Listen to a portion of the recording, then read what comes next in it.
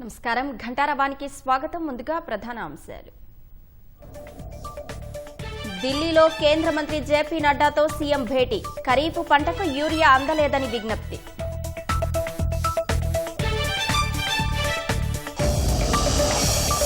కేటీఆర్ అర్థం పర్థం లేని మాటలు మాట్లాడుతున్నారన్న భట్టి. బీఆర్ఎస్ పార్టీకి కర్రు కాల్చి వాత పెట్టక తప్పదంటూ వ్యాఖ్య.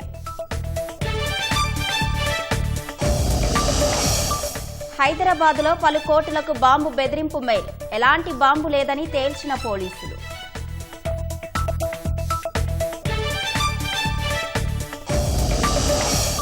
కృష్ణమ్మకు వరదపోటు. నిండుకుండల శ్రీశైలం ప్రాజెక్టు గేట్లు ఎత్తి నీటిని దిగువకు విడుదల చేసిన ఏపీ సీఎం.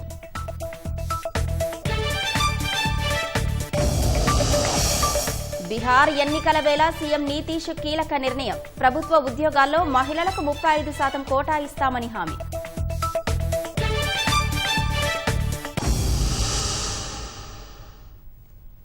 కాంగ్రెస్ పాలన వల్ల రైతులు తీవ్ర ఇబ్బందులు పడుతున్నారని బీఆర్ఎస్ కార్యనిర్వాహక అధ్యక్షుడు మాజీ మంత్రి కేటీఆర్ ఆరోపించారు. రైతు సంక్షేమంపై చర్చకు రావాలన్న సీఎం రేవంత్ రెడ్డి సవాలును స్వీకరించినట్టు ప్రకటించిన కేటీఆర్ సోమాజిగూడ ప్రెస్ క్లబ్లో గులాబీ నాయకులతో వచ్చి సీఎంను చర్చకు రావాలని కోరారు. చర్చకు సవాలు చేసిన సీఎం ఎందుకు రాలేదని కేటీఆర్ ప్రశ్నించారు. చర్చకు ఎక్కడకు రమ్మన్నా వస్తానని మరోసారి సవాలు విసిరారు. చర్చ చేసేందుకు రేవంత్కు భయమైతే కేసీఆర్కు క్షమాపణ చెప్పాలని డిమాండ్ చేశారు. అసెంబ్లీలో అయినా చర్చకు సిద్ధమన్న కేటీఆర్ మైక్ కట్ చేయబోమని సభాపతి హామీ ఇవ్వాలని అన్నారు. ముఖ్యమంత్రి పోనీ ముఖ్యమంత్రి రాకపోతే ఆయన తరపున ఒక బాధ్యత గల్ల ఉప ముఖ్యమంత్రినో ఒక వ్యవసాయ మంత్రినో లేదా మరొక మంత్రినో పంపుతారేమో అనుకున్నా. కానీ వాళ్ళ తేలిపోయింది. రేవంత్ రెడ్డికి రచ్చ చేయడం వచ్చు తప్ప చర్చ చేయడం రాదు అనేది మాత్రం కారాఖండిగా తేలిపోయింది. రేవంత్ రెడ్డికి బూతులు మాట్లాడడం వస్తుంది తప్ప రైతుల గురించి మాట్లాడడం మాత్రం రాదు అనేది స్పష్టంగా తేలిపోయింది. చంద్రబాబు గారు చెప్పినట్టు కోవట్టు పాలన ఇవాళ నడుస్తా ఉన్నది రాష్ట్రంలో. నీళ్లేమో ఆంధ్రాకు పోతున్నాయి, నిధులేమో ఢిల్లీకి పోతున్నాయి. ఈ నియామకాలు ఆయన తొత్తులు కొంతమందికి ఇచ్చుకొని వాళ్ళనే చూసుకొని మురిసిపోతా ఉన్నాడు. ఆయన వచ్చినా రాకపోయినా నేను మొత్తం లెక్క తీసుకొని వచ్చిన నీకోసం కుర్చీ వేసి అర్ధగంట ఎదురు చూసినాం. నీకు నీ కుర్చీకి ఇచ్చే గౌరవం నీకు ఇచ్చినాం. ఇవాళ కూడా తొడగొట్టిండు, సవాల్ చేసిండు. మరి నువ్వు రా రా రా అంటే నేను వచ్చిన, నువ్వేమో పత్తలేవు. అందుకే మళ్ళొకసారి చెప్తా ఉన్నా ముఖ్యమంత్రి గారు, ప్లేస్ మీరే డిసైడ్ చేయండి, టైం మీరే డిసైడ్ చేయండి. ఆఖరికి నీ జూబ్లీ హిల్స్ ప్యాలెస్ కు రమ్మంటే కూడా తప్పకుండా వస్తాం. కాళేశ్వరంపై వాస్తవాలు బయటకు వస్తున్నందునే కేటీఆర్ ఇష్టరీతిన మాట్లాడుతున్నారని ఉప ముఖ్యమంత్రి బట్టి విక్రమార్క విమర్శించారు. మహబూబాబాద్ జిల్లాలో సహచర మంత్రులు పొంగులేటి శ్రీనివాసరెడ్డి, కోమటిరెడ్డి వెంకటరెడ్డి, తుమ్మల నాగేశ్వరరావు, కొండా సురేఖలతో కలిసి భట్టి పర్యటించారు. పలు అభివృద్ధి పనులను ప్రారంభించారు. లబ్ధిదారులకు ఇందిరమ్మ ఇళ్ల పత్రాలు పంపిణీ చేశారు. కాంగ్రెస్ ప్రభుత్వం రైతుల కోసం ఖర్చు చేసిన 1,00,000 కోట్ల పంపిణీపై చర్చకు రావాలని కేసీఆర్కు సీఎం సవాలు విసిరితే కేటీఆర్ వచ్చి ఏదేదో మాట్లాడుతున్నారని విమర్శించారు. సీఎంపై అవాకులు చెవాకులు వద్దని కేటీఆర్కు భట్టి విక్రమార్క హితవు పలికారు. ఇలాగే మాట్లాడుతూ ఉంటే మున్ముందు వచ్చే ఏ ఎన్నికల్లోనైనా బీఆర్ఎస్కు కనీసం డిపాజిట్లు దక్కవని హెచ్చరించారు. మళ్ళీ ఛాలెంజ్ చేస్తా ఉన్నాం.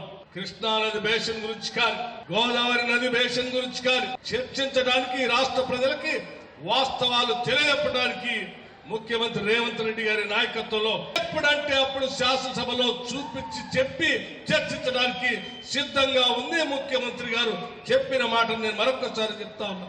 రండి కేసీఆర్ గారు, రాష్ట్రం తెచ్చుకున్నదే నీళ్ల కోసం. 10 ఏళ్లు దాదాపు 1,50,000 నుంచి 2 లక్షల కోట్ల రూపాయలు ఖర్చు పెట్టారు. పట్టుమని 10 ఎకరాలకు కూడా నీళ్ళేలని వాస్తవాలన్నీ ఈరోజు బయటకు వస్తా ఉన్నాయి. ఆ వాస్తవాలను కప్పిపుచ్చుకోవడం కోసం అడ్డగోలు మాట్లాడేటువంటి మాటలు బంద్ చేయాలని చెప్పి నేను కేటీఆర్ గారు చెప్తా ఉన్నాను. తప్పుడు మాట్లాడుతూ పోతూ ఉంటే మొన్న పార్లమెంట్ ఎన్నికల్లో 0 వచ్చారు. భవిష్యత్తులో స్థానిక సంస్థల ఎన్నికల్లో కానీ, లేకపోతే భవిష్యత్తులో జరిగేటువంటి శాసనసభ ఎన్నికల్లో కానీ కనీసం డిపాజిట్ కూడా రాదు మీకు. కేటీఆర్ సవాళ్లపై కాంగ్రెస్ నాయకులు మండిపడ్డారు. అసెంబ్లీలో చర్చించే దమ్ముంటే కేసీఆర్ను తీసుకుని రావాలని కాంగ్రెస్ ఎమ్మెల్సీ అద్దంకి దయాకర్, పరిగి ఎమ్మెల్యే రామ్మోహన్ రెడ్డి సూచించారు. కేసీఆర్ లేఖ ఇస్తే అసెంబ్లీ సమావేశం పెట్టడానికి సిద్ధమని పరిగి ఎమ్మెల్యే రామ్మోహన్ రెడ్డి స్పష్టం చేశారు. కాంగ్రెస్ ప్రభుత్వం అంటేనే రైతు సంక్షేమ ప్రభుత్వం అని వివరించారు.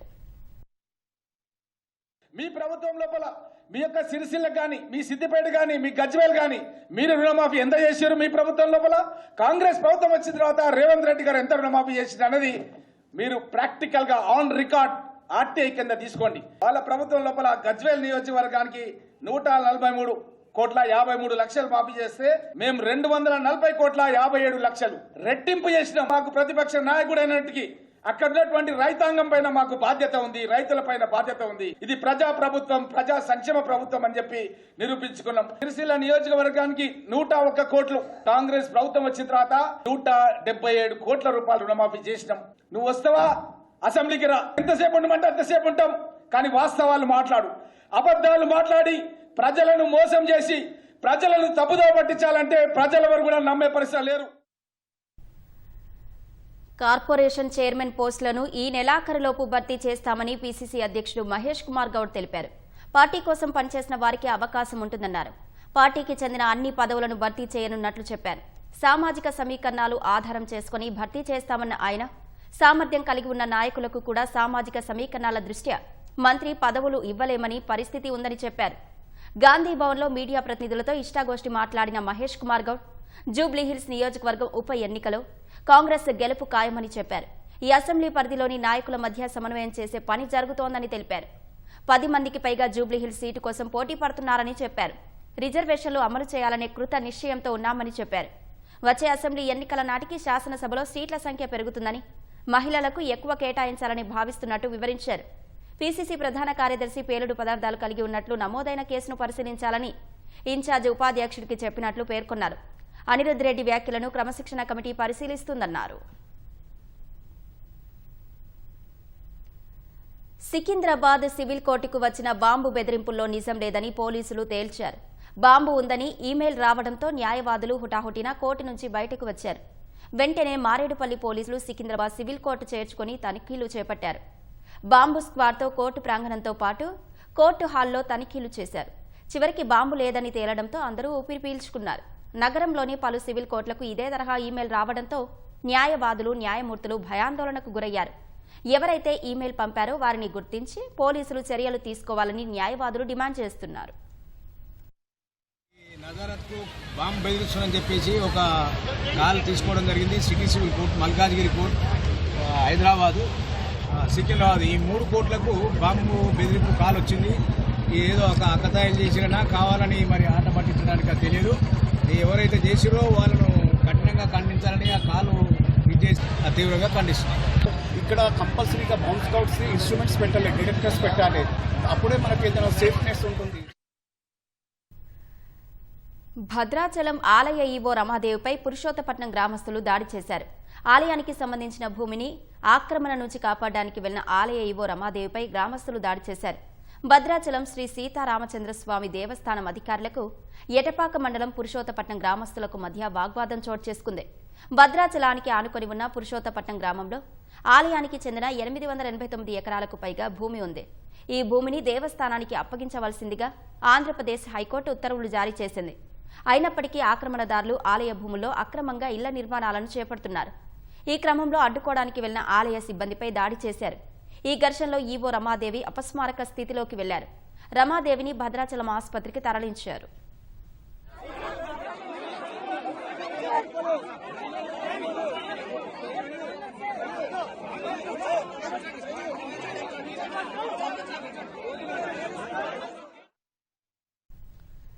సంగారెడ్డి జిల్లా పాసమైలారంలోని సిగాచి పరిశ్రమలో ప్రమాద స్థలిని జాతీయ విపత్తు నిర్వహణ సంస్థ పరిశీలించింది. ప్రమాదం ఎలా జరిగిందో చెప్పాలని పరిశ్రమ యాజమాన్యాన్ని నిలదీసింది. ఎన్డీఎంఏ బృందం అడిగిన ప్రశ్నలకు సిగాచి యాజమాన్యం పొంతనలేని సమాధానాలు చెప్పడంపై ఆగ్రహం వ్యక్తం చేసింది. పరిశ్రమల గురించి తమకు పూర్తిగా తెలుసని, అవాస్తవాలు చెప్పొద్దని వ్యాఖ్యానించింది. సిగాచి పరిశ్రమలో ప్రమాద స్థలాన్ని నిశితంగా అధ్యయనం చేసింది. భవిష్యత్తులో ఇలాంటి ఘటనలు పునరావృతం కాకుండా చేపట్టాల్సిన చర్యలపై సమీక్షించింది. సంగారెడ్డి జిల్లా అధికారులు పవర్ పాయింట్ ప్రజెంటేషన్ ద్వారా ఘటన జరిగిన తీరును ఎన్డీఎంఏ బృందం సభ్యులకు వివరించారు. దుర్ఘటన జరిగిన తర్వాత చేపట్టిన సహాయక చర్యల గురించి చెప్పారు. ఎగువ రాష్ట్రాల్లో కురుస్తున్న వర్షాలతో కృష్ణమ్మ పరవళ్లు తొక్కుతోంది. శ్రీశైలం ప్రాజెక్టు నిండుకుండలా మారింది. దీంతో AP CM Chandrababu Naidu project గేట్లను ఎత్తారు. నీటిని దిగువకు వదిలారు. మొత్తం 4 గేట్లు ఎత్తడంతో శ్రీశైలం నుంచి బిరబిరామంటూ కృష్ణమ్మ నాగార్జున సాగర్ వైపు పరుగులు తీస్తోంది. జూన్ నుంచి వర్షాలు సమృద్ధిగా కురవడంతో పాటు వరద పోటెత్తడంతో శ్రీశైలం ప్రాజెక్టు ముందుగానే పూర్తి సామర్థ్యానికి చేరుకుంది. ప్రాజెక్టు 6, 7, 8, 11 నెంబర్ గేట్ల నుంచి నీటిని నాగార్జున సాగర్కు విడుదల చేశారు.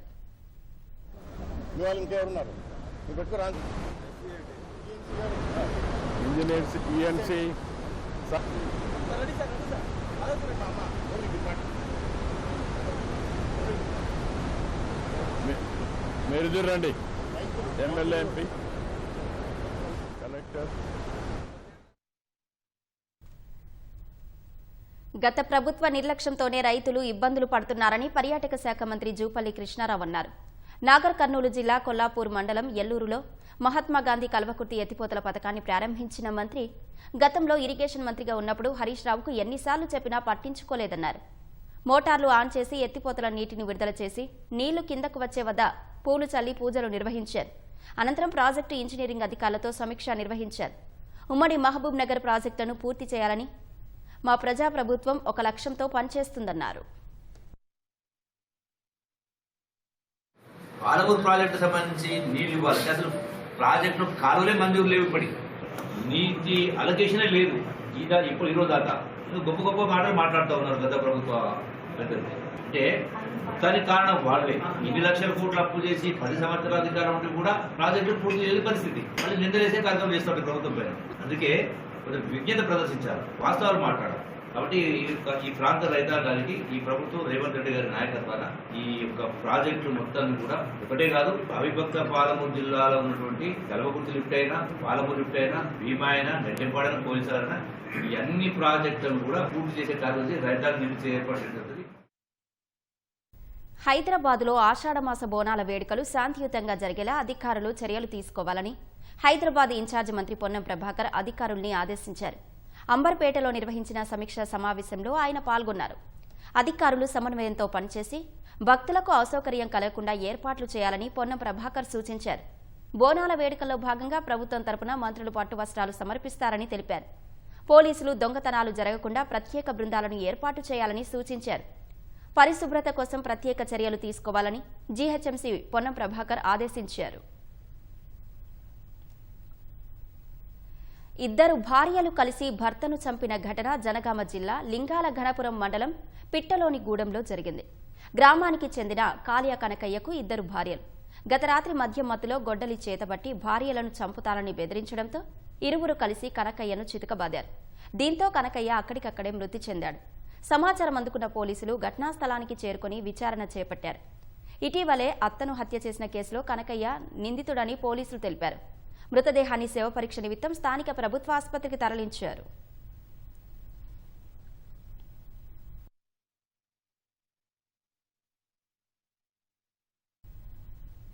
హైదరాబాద్ మహానగరంలో కిలేడీలు కొత్త ఎత్తులు వేస్తున్నారు.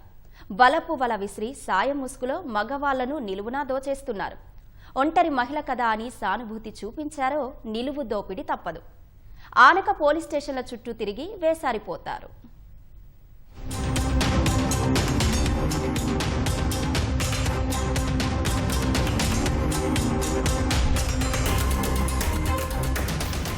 డబ్బులు కొట్టేసేందుకు కిలేడీలు రోజుకో మార్గం ఎంచుకుంటున్నారు. హైదరాబాద్లోని ప్రధాన బస్ స్టేషన్లు, రైల్వే, మెట్రో స్టేషన్ల వద్ద పాగా వేస్తున్నారు. చేతిలో సంచితో దూర ప్రాంతం నుంచి వచ్చినట్లు కనిపిస్తారు. బైక్పై వెళ్లే వారిని లిఫ్ట్ అడిగి వారిని మాటల్లో పెట్టి వివరాలు తెలుసుకుంటారు. ప్యాంటు జేబులోని పర్సులు, సెల్ ఫోన్లు కాజేస్తారు. గమనించి గట్టిగా ప్రశ్నిస్తే తమ చెయ్యి పట్టుకొని అల్లరి చేస్తున్నారని గొడవ చేస్తామంటూ బెదిరించి మాయమవుతారు. మలక్పేట్ సమీపంలో ఒక ప్రైవేటు ఉద్యోగి ఇదే తరహాలో ఇటీవల సెల్ ఫోన్ పోగొట్టుకున్నాడు. బైక్పై వస్తుంటే జారి పడిపోయిందని పిఎస్లో ఫిర్యాదు చేశాడు. దర్యాప్తు చేసిన పోలీసులు మహిళ కొట్టేసినట్లు గుర్తించారు.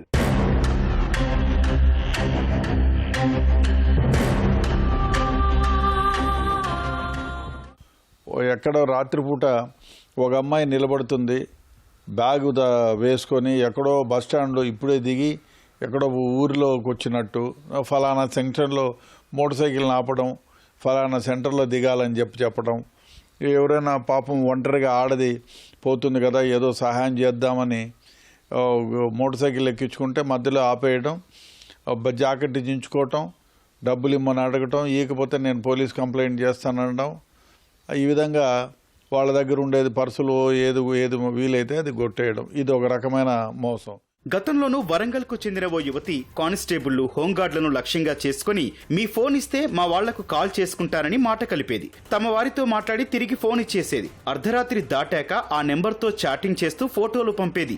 మరుసటి రోజు వ్యక్తిగతంగా కలవాలని కోరేది. అలా వెళ్లిన వారిని డబ్బులు డిమాండ్ చేసేది. ఇవ్వకుంటే తనపై అత్యాచార యత్నం చేశారని కేసు పెడతానంటూ హడావిడి చేసేది. ఇటీవల సికింద్రాబాద్ రైల్వే స్టేషన్ సమీపంలోనూ ఒక కానిస్టేబుల్ ను ఇదే తరహాలో బెదిరించి ₹1,00,000 లాగేసింది. మరో కానిస్టేబుల్ ను ఇదే తరహాలో బోల్తా కొట్టించాలని యత్నించి విఫలమైంది. పోలీసులు సీసీ కెమెరాల ఫుటేజీ పరిశీలిస్తే అసలు విషయం బయటపడింది. యువతిపై కేసు నమోదు చేసి అరెస్టు చేశారు.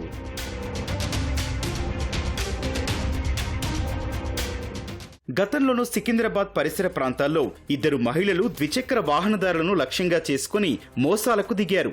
జేబీఎస్ వద్ద కాపుగాసి మధ్య వయస్కులను ఆపి పలానా చోట దింపాలని కోరేవారు. అక్కడికెళ్లాక నగదు, నగలివ్వాలని డిమాండ్ చేసేవారు. బోయినపల్లి వద్ద ఒకరిని ఇలాగే బెదిరించి నగదు తీసుకుని మాయమయ్యారు. శివారు ప్రాంతాల్లో ఈ తరహా మోసాలకు పాల్పడ్డ వీరిని పోలీసులు అరెస్టు చేసి జైలుకు పంపారు. విడుదల కాగానే మళ్లీ అదే తరహా దందా మొదలుపెట్టినట్లు తెలుస్తోంది.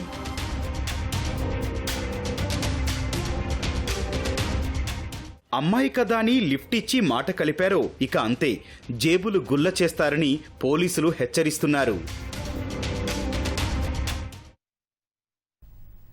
తోటి కోడలిపై ఉన్న కోపంతో ఆమె కూతురు ప్రాణాలు తీసింది. అల్లారముద్దుగా చూసుకోవాల్సిన చిన్నమ్మే అభంశుభం తెలియని ఆ చిన్నారిని చిదిమేసింది. అత్యంత కర్కశంగా హత్య చేసింది. నేరం బయటపడకుండా కుటుంబ సభ్యులతో కలిసి చిన్నారి కోసం రోధిస్తున్నట్లు నటించింది. సినీ ఫక్కీలో శనివారం జరిగిన హత్య సంఘటన జగిత్యాల జిల్లాలో సంచలనమైంది.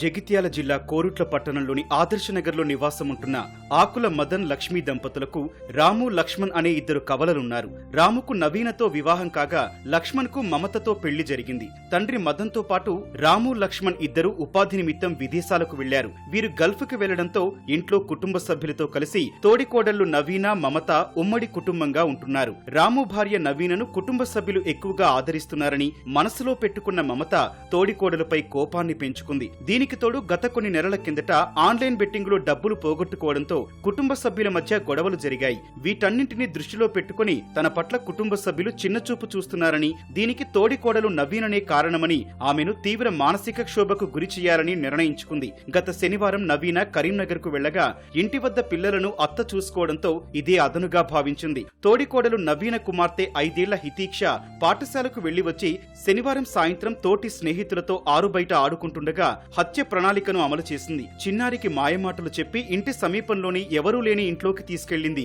పెద్దలపై పెట్టుకున్న కోపాన్ని మమత చిన్నారి హితీక్షపై చూపించింది. వెంట తెచ్చుకున్న కత్తి, కట్టర్తో చిన్నారిని కిరాతకంగా హత్య చేసింది. అల్లారు ముద్దుగా చూసుకోవాల్సిన చిన్నమ్మ హతమార్చి ఏమీ తెలియనట్టు నటించింది.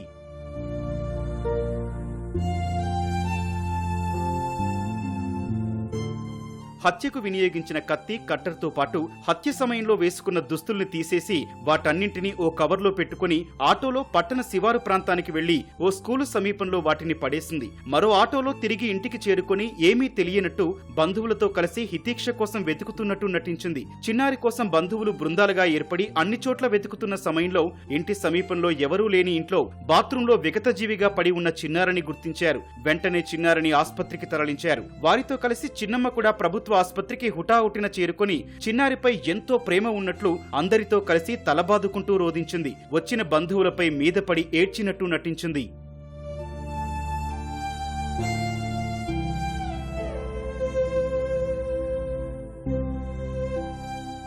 చిన్నారి హత్యపై పోలీసులు అనేక కోణాల్లో దర్యాప్తు చేపట్టారు. ఇంట్లో ఉన్న సీసీ ఫుటేజ్ ను పరిశీలించారు. చిన్నమ్మ మమతకు ఇంట్లో నుంచి వెళ్లే ముందు ఒక రంగు, వచ్చే సమయంలో మరో రంగు డ్రెస్సు ఉండటాన్ని పోలీసులు గుర్తించారు. పోలీసు జాగిలాలతోనూ వెతికారు. హత్యను తాను చేసినట్లు ఎవరికీ తెలియకుండా కత్తి, కట్టర్తో పాటు రక్తపు మరకలంటిన దుస్తుల్ని బయటపడేసి జాగ్రత్త పడ్డ నిందితురాలు హడావిడిలో హత్య చేసిన సమయంలో తాను వేసుకున్న చున్నీని మాత్రం తన ఇంటి బెడ్రూమ్ లో వదిలేసింది. పోలీసుల జాగిలాలు వాసనను పసిగట్టి హత్య జరిగిన ఇంటి నుంచి మమత బెడ్రూమ్ వరకు వచ్చి మమత వదిలేసిన చున్నీని గుర్తించాయి. దీంతో మమతే హత్య చేసిందని పోలీసులు అనుమానించారు. ఆమెను అదుపులోకి తీసుకుని విచారించగా అసలు నిజం ఒప్పుకుంది. మమతను రిమాండ్ తరలించే క్రమంలో తాను తప్పు చేశానని, క్షణికావేశం తనను హత్యకు పురికొల్పిందని బాధపడటం గమనార్హం. ఇంట్లోని సమస్యలు అభం శుభం తెలియని చిన్నారిని హత్య చేసేలా చేయడం అందరి మనసుల్ని కలిచివేసేలా చేసింది.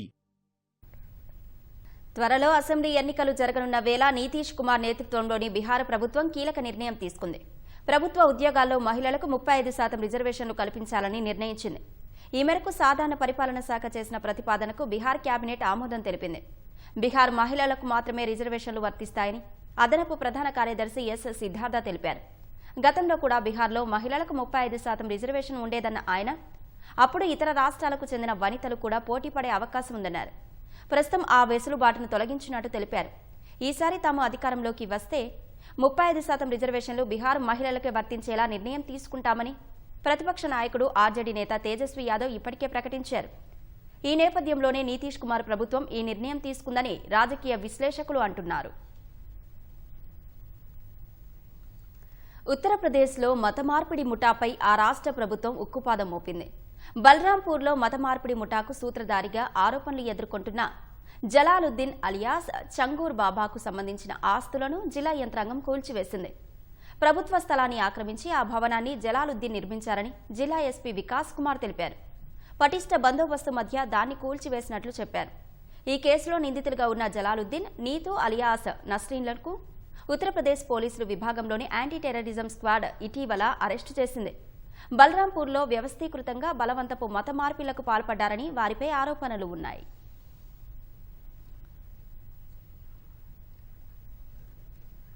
Royal Challengers Bengaluru bowler Yash దయాల్పై లైంగిక వేధింపుల కేసు నమోదైంది.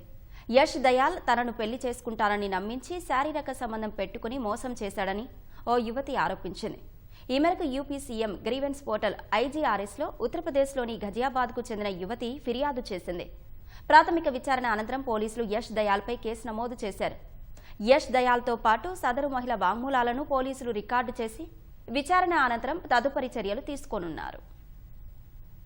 Royal Challengers Bengaluru bowler Yash Dayal లైంగిక వేధింపుల కేసులో చిక్కుకున్నాడు. ఉత్తరప్రదేశ్లోని ఘజియాబాద్కు చెందిన ఓ యువతి యష్ దయాళ్పై లైంగిక వేధింపులు, దోపిడీ ఆరోపణలతో సీఎం గ్రీవెన్స్ పోర్టల్లో ఫిర్యాదు చేసింది. ప్రాథమిక విచారణ అనంతరం ఉత్తరప్రదేశ్లోని ఇందిరాపురం పోలీసులు భారతీయ న్యాయ సంహిత బిఎన్ఎస్ సెక్షన్ 69 కింద ఆదివారం యష్ దయాళ్పై కేసు నమోదు చేశారు. జూన్ 21న ఓ మహిళ ఉత్తరప్రదేశ్ ముఖ్యమంత్రి యోగి ఆదిత్యనాథ్కు సంబంధించిన ఇంటిగ్రేటెడ్ గ్రీవెన్స్ రిడ్రెసల్ సిస్టమ్ ఐజీఆర్ఎస్లో ఓ ఫిర్యాదు చేసింది. యష్ దయాళ్తో తనకు 5 సంవత్సరాలుగా సంబంధం ఉన్నట్టు అందులో పేర్కొంది. పెళ్లి చేసుకుంటానని నమ్మించి తనతో శారీరక సంబంధం పెట్టుకుని యష్ దయాళ్ మోసం చేశాడని ఆరోపించింది. ఐజీఆర్ఎస్ పోర్టల్లో ఫిర్యాదు తర్వాత జూన్ 24న సదరు మహిళ ఆ విషయాన్ని ఎక్స్ మాధ్యమంలో వెల్లడించింది. జూన్ 27న పోలీసుల వద్దకు వెళ్లి క్రికెటర్ యష్ దయాళ్ తనను శారీరకంగా, మానసికంగా వేధించాడని ఆరోపిస్తూ ఫిర్యాదు చేసింది. దయాళ్పై ఆరోపణలకు సంబంధించి వారిద్దరి మధ్య జరిగిన చాట్ రికార్డులు, స్క్రీన్ షాట్స్, వీడియో కాల్ రికార్డింగ్లు, ఫోటోలను ఫిర్యాదుకు జతచేసింది. అన్ని వాస్తవాలను గమనించిన తర్వాత ఎఫ్ఐఆర్ నమోదు చేసినట్లు deputy commissioner of police Hindon Nimish Patil తెలిపారు. క్రికెటర్, అతనితో లివ్ ఇన్ రిలేషన్షిప్లో ఉన్న మహిళ వాంగ్మూలాన్ని నమోదు చేస్తామని తెలిపారు. దర్యాప్తు పూర్తయిన తర్వాత చట్టపరమైన చర్యలు తీసుకుంటామని చెప్పారు. యువతి ఫిర్యాదుపై యష్ కుటుంబ సభ్యుల నుంచి ఎలాంటి స్పందన రాలేదు. ఐపీఎల్ 2022లో గుజరాత్ టైటాన్స్ తరపున ఎంట్రీ ఇచ్చిన యష్ దయాళ్ ఆ సీజన్లో 11 వికెట్లు తీశాడు. 2025లో ఆర్సీబీ జట్టులోకి వచ్చిన అతడు కీలక బౌలర్గా మారాడు. మొత్తం 13 వికెట్లు తీసి ఆర్సీబీ కప్పు గెలవడంలో కీలక పాత్ర పోషించాడు. గత ఏడాది బంగ్లాదేశ్తో స్వదేశంలో జరిగిన సిరీస్కు యష్ దయాళ్ ఎంపికైనప్పటికీ బరిలోకి దిగలేదు. భారీ వర్షాల కారణంగా ఉత్తరప్రదేశ్లోని గంగా, సరయూ నదులు ఉప్పొంగి ప్రవహిస్తున్నాయి. వారణాసి, ప్రయాగ్రాజ్లో గంగా నది నీటి మట్టం క్రమంగా పెరుగుతోంది. ఫలితంగా ఒడ్డున ఉన్న స్నానఘట్టాలు పూర్తిగా నీట మునిగాయి. వారణాసిలో గంగా హారతి ఇచ్చే వేదిక మరో 2 అడుగుల నీటి మట్టం పెరిగితే పూర్తిగా మునిగిపోతుంది. నదీ ప్రవాహం ప్రమాదకరంగా మారడంతో అధికార యంత్రాంగం అప్రమత్తమైంది. ఉత్తర భారతంలో కురుస్తున్న భారీ వర్షాలకు గంగానదిలో నీటి మట్టం క్రమంగా పెరుగుతోంది. ఫలితంగా నదీ పరివాహక ప్రాంతాలు కొన్ని నీటిలో మునిగిపోయాయి. ఉత్తరప్రదేశ్లోని ప్రయాగ్రాజ్, వారణాసిలోని ఘాట్లు నీట మునిగాయి. వందలాది మంది భక్తులను ఆకర్షించే గంగాహారతి నిర్వహణ వేదిక వరకు నీరు చేరుకుంది. ఫలితంగా గంగాహారతి స్థలిని మారుస్తారనే ప్రచారంతో స్థానికుల్లో ఆందోళన నెలకొంది. ఇంకో 2 అడుగుల మేర నీటిమట్టం పెరిగితే గంగాహారతి ఇచ్చే ప్రాంతం పూర్తిగా కనిపించకుండా పోతుందని స్థానికులు చెప్పారు.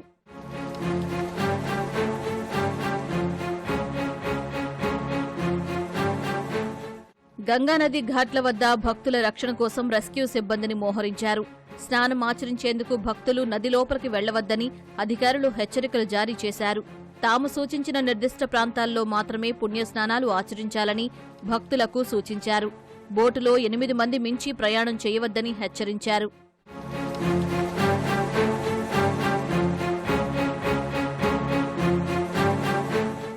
అయోధ్యలో కూడా సరయూ నది నీటిమట్టం క్రమంగా పెరుగుతోంది. ఎగువ ప్రాంతాల్లో భారీ వర్షాలు కురుస్తుండటంతో నీటిమట్టం ప్రమాదకర స్థాయిని దాటింది. గంగా, సరయూ నదులు ఉప్పొంగి ప్రవహిస్తున్న నేపథ్యంలో అధికారులు అప్రమత్తమయ్యారు. భక్తులు పుణ్యస్నానాలు ఆచరించే ఘాట్ల వద్ద అదనపు బృందాలతో పాటు రెస్క్యూ సిబ్బందిని మోహరించారు.